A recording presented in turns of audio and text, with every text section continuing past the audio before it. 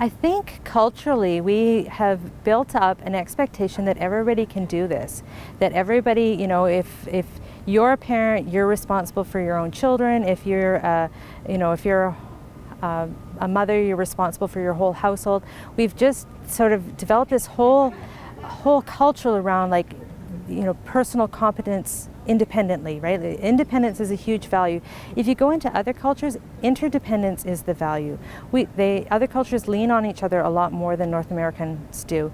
And it's in other cultures, it's natural that, like, if a family has young children, that elders from the community will come in and will be supporting that family and helping them. And I think that we've just created such a huge value on independence that people have a hard time reaching out and asking for help. And it's really to our detriment, because people are just burning out trying to do it all on their own. Having little children is exhausting. You know, my children are older now, and we were getting ready for company to come over, and they were helping me get the house ready. I'm like thinking, wow, this is like so different than a few years ago when they were like tearing apart the house while I was trying to get it ready. Now they're my helpers, right? And I think about a young parent and like how little sleep they're getting and how much care little children need, and they need their community coming around them instead of.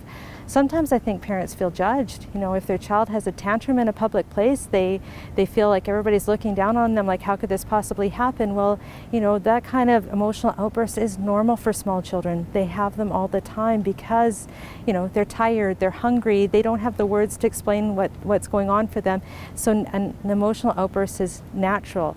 And, so, and a parent has to cope with it.